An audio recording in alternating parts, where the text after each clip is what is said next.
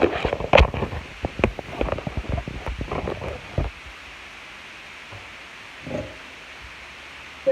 to you by Harvey Norman. Shop with confidence. Huge range, leading brands, latest innovations. And Sportsbet's Same Game Multi. Try one today.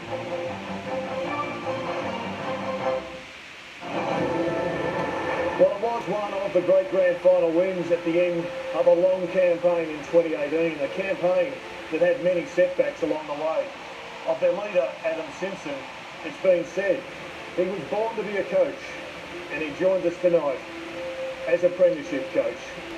And he joins us from Perth, where no doubt he's not far away from his third celebration. Welcome to you, Adam, and from everyone here at Fox Footy, congratulations, an unbelievable win of a great grand final.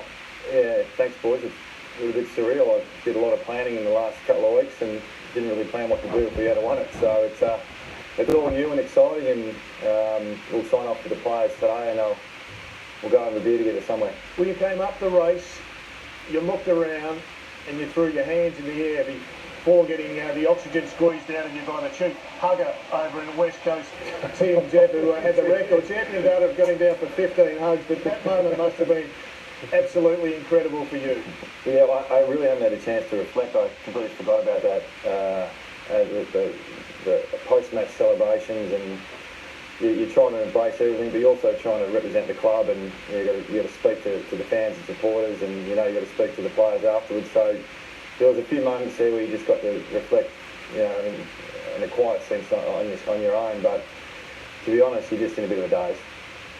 Simmo, obviously many great memories from the day, many great actions throughout. What is the standout memory for you throughout the big day, mate? Oh, with the game, I suppose being so far down, and I don't think we really started poorly. It was just Collingwood was so good, and the things we scouted and about the Pies and what makes them a really good side was exactly what they did. So, one thing knowing it, another thing trying to stop it, and we just didn't handle that very well early. Didn't handle the pressure.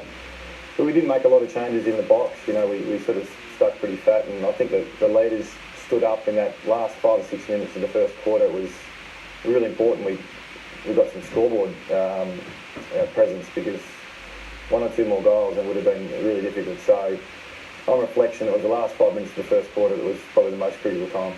Now, Simmo, what was the message at quarter time? Obviously, you were spoke to your leaders, you speak to the whole team.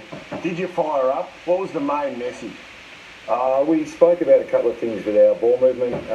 We spoke about how perhaps we were going a little bit too slow with the ball. We thought once we got inside Collingwood's defence, we could have gone a bit quicker and challenged a bit more. Spoke about I think I said it was 2 goals, but it wasn't. It was a bit more than that. But I mentioned we've done our work to get back into the game, and our numbers actually look pretty good on paper.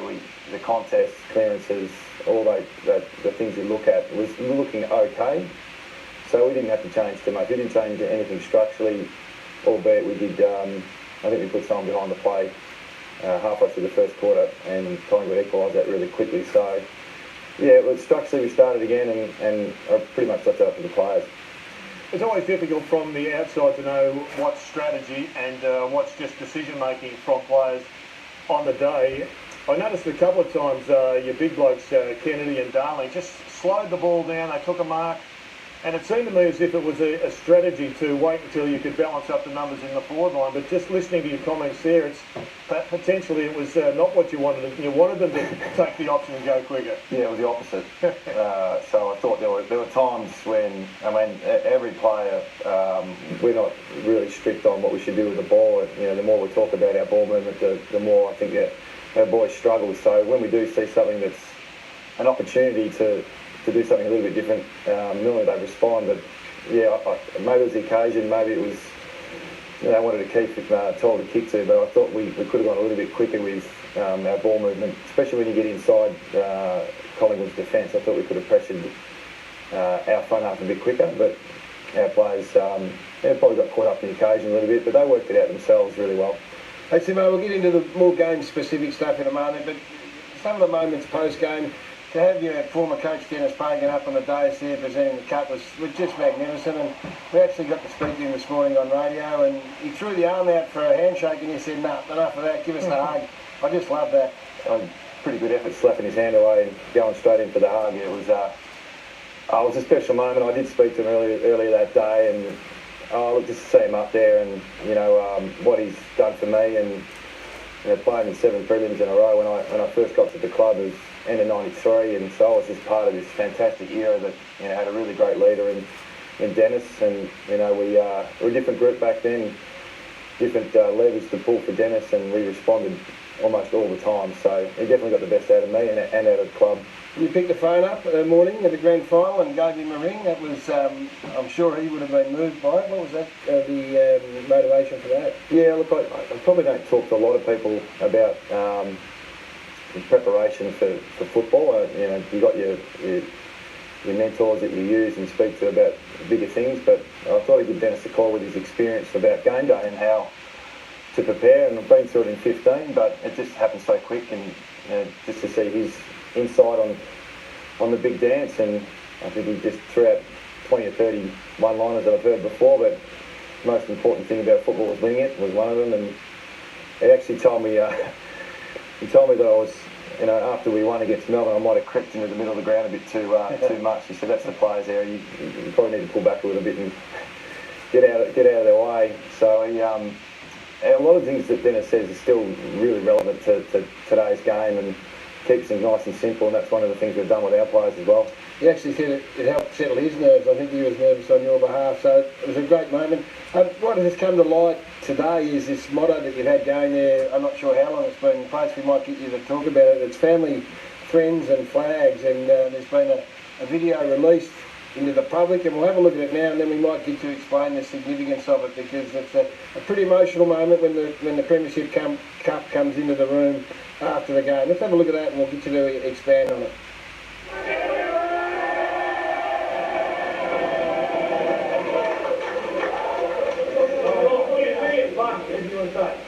It's all about actions, boys. Not about words, it's about actions. That's what we want to do.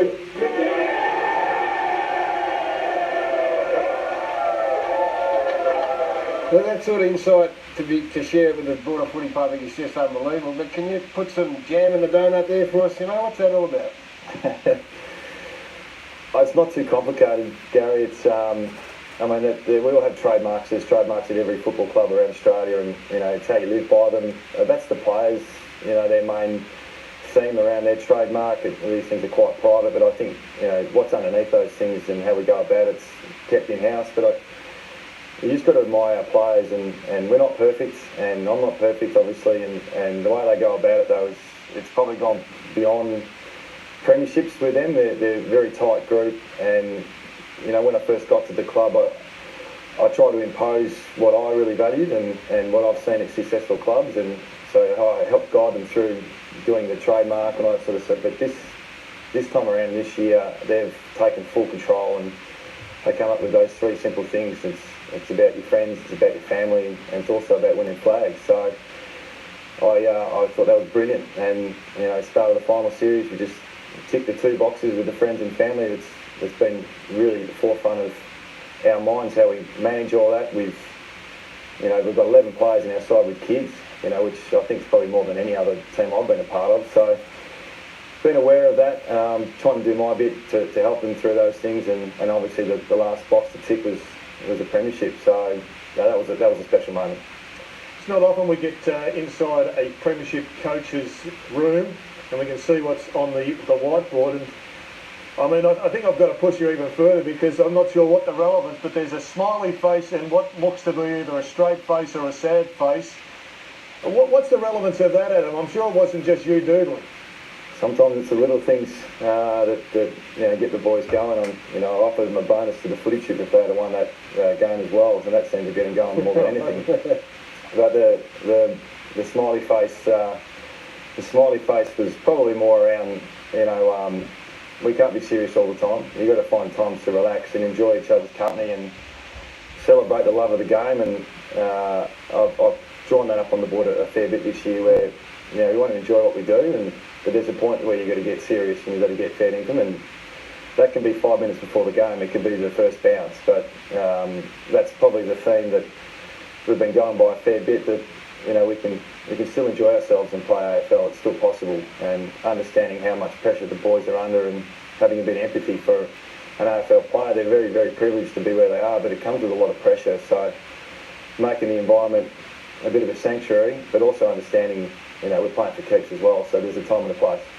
Talk about empathy, but another standout quality post-match, Simmo, has been the humility of the players. We've seen them clean the change rooms after the game with the Premiership medallions on.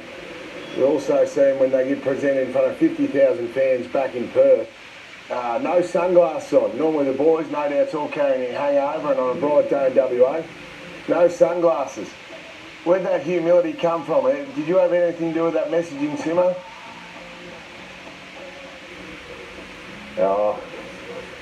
It probably come from Dennis, really. I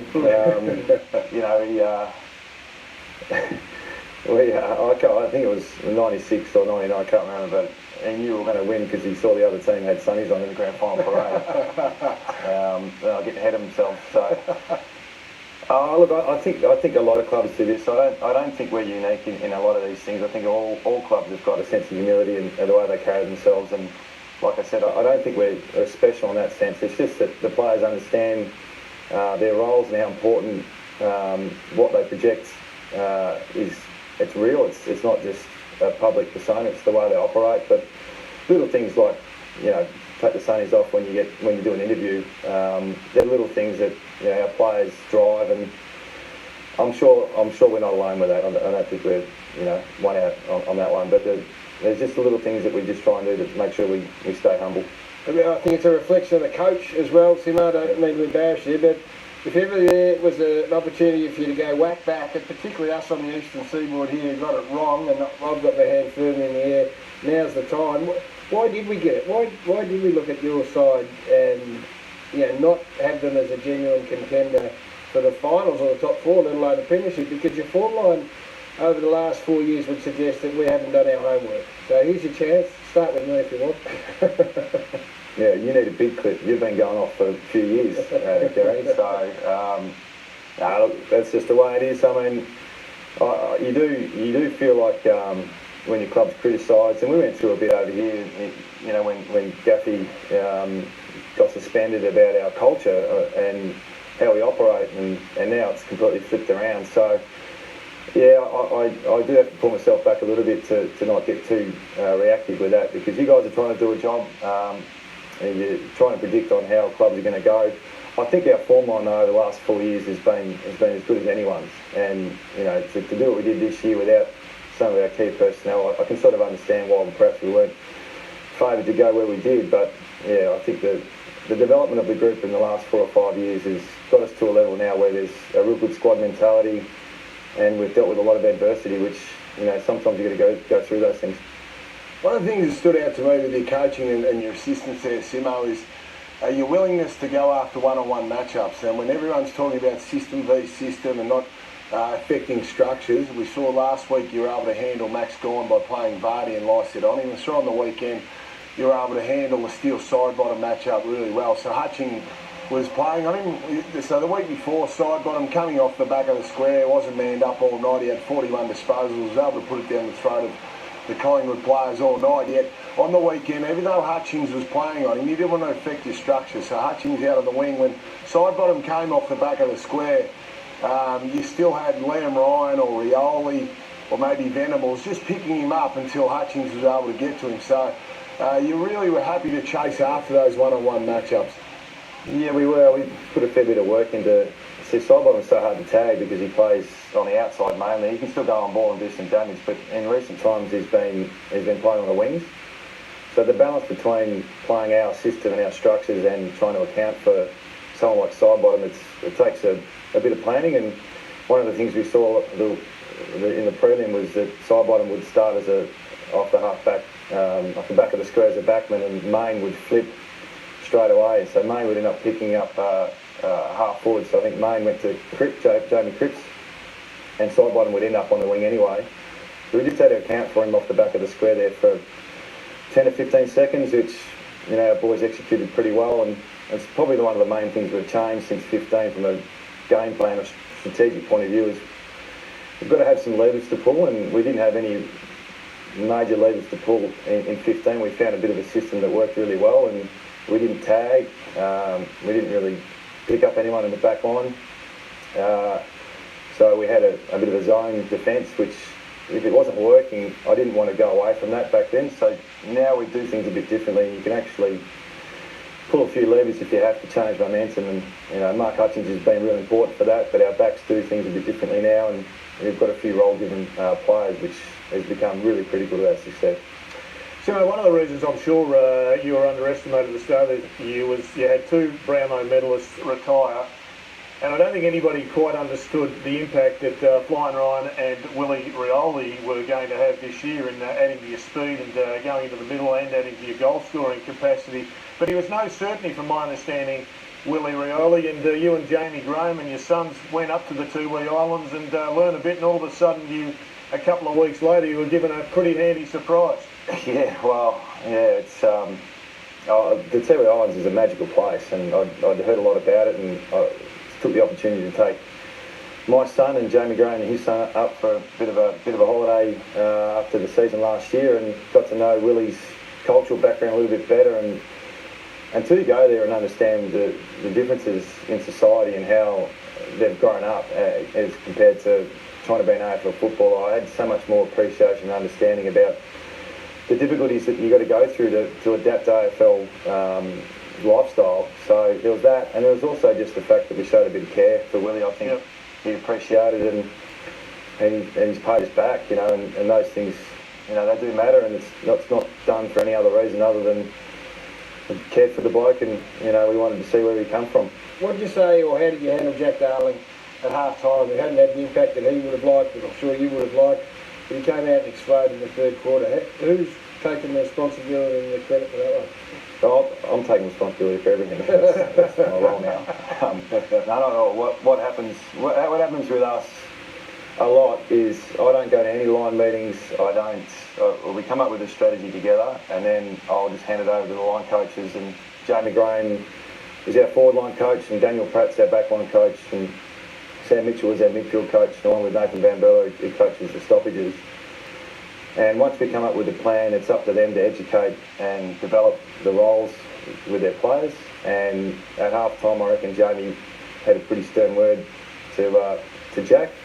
And my words are probably more encouragement. I didn't think he was far off in the first half. I thought, the supply was coming, and he just looked like he was not far off breaking the game open. So I think that's all I said to him. I think the sterner words come from our line coaches, who are more connected with the specific role that they may or may not be carrying out, because sometimes you don't touch the ball, but you play a really important role. So a lot of faith put into those line coaches. Obviously, the silly season's about to start. Simmo, so Andrew Gaff, Scott Lycett have been in the headlines about potentially moving to other clubs. Also, Rory Lobb from GWS potentially coming to your club. What's the future hold for those three? I can't give you anything at the moment, boys. I haven't been told anything yet, so my office door is open, waiting for those two boys to come and talk to me where they're at. So I'm sure that'll happen in the next few days. And we've put a lot of work into both those players, in Gaffy and Scott, and we'd love to keep them both. But decision's theirs, and they know how we feel about them. And in particular for Andrew, who's gone through a really difficult 8 weeks. That it's been self-inflicted, so he's got to own that. But we've given him a lot of support, and no matter what happens, he'll still have my support. Simmo, it's been amazing, the focus on one particular free kick in this grand final, the one preceding Dom Shee's, obviously. And I'm interested in your thoughts, because going through the match, and we're going to show half a dozen contentious free kicks that all could easily have ended up in goals, some to you and some to the Pies. I just really hope that's not the narrative and the story, is the last free kick of the game. That'd be really disappointing if that's what people focused on. It's worth talking about, but it's not the number one thing that you take out of that grand final. There's so many special moments from both sides, and I think we need to celebrate the game. And there was free kicks missed like every week. The umpires are under the same pressure as the players almost, with expectations. They're not going to get it all right, and I know that was a big one, and I can't really tell if it's a free kick or not. It would surprise me if it was paid or not paid, and we can dissect all these things, but you'd be really disappointed if you thought the game was decided by that kick. From the free kick, not paid or being paid, anyone who reports that is the reason. They'd be really disappointed. Yeah, I think the focus on Luke Shuey would be far more preferable. One of the... It's not though. I mean, it's important for Simmo to know it's not. I mean, it's hard being over in Western Australia to know that, I've done a whole day of radio and you guys have done as well. It's not the narrative. I mean, it's a talking point. There's a hell of a lot being placed on one free kick though, when even in and around that time, 2 or 3 others could easily... No, that's right, and that's what we're about to show. I think the main thing is no one in the world would have thought that Dom Sheed could go back and kick the Yeah, goal. I think I might have seen one of the journalists put hashtag robbed, whether that was just being facetious or not, but clearly that's a ridiculous statement. It is. Well, it's been a fantastic climax to a long campaign for you, Simmo. Many people, good judges I know, tell me you were born to be a coach, and so far you've proven them 100% correct. Enjoy the team meeting. I think it's probably going to be a team meeting with a bit of a difference, and let's hope you find the culprit who took the bolt cutters to the lock on the bar fridge in the players' room. Enjoy the celebrations. Good luck. Thanks, boys. Thanks for all your support. Appreciate it. Cheers. Adam Simpson, the Premiership coach of the West Coast Eagles. We're going to take a break.